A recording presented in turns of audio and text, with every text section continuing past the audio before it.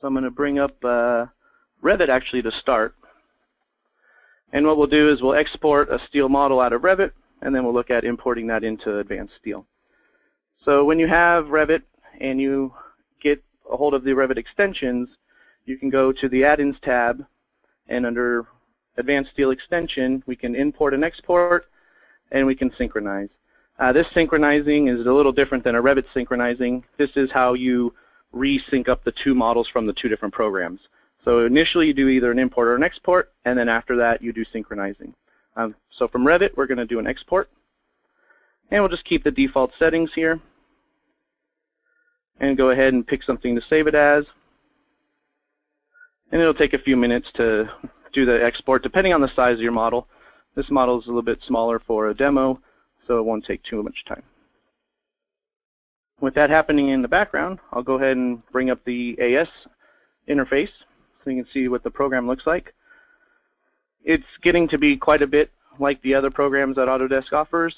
This was a product they purchased, and so they've been transitioning the look to be familiar to what AutoCAD and Revit users are used to seeing. So now that export should be done, and we can go ahead and bring the new one in. And find the model. And again, it takes a few seconds to do the read. And you can actually see it being built.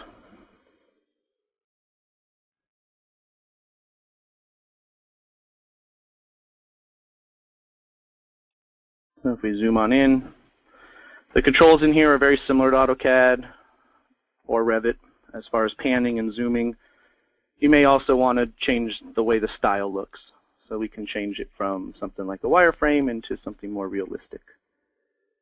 If you notice, there's quite a lot of lines on there. Maybe we want to tone down seeing all the different lines. You can do that on the View tab. Say no edges.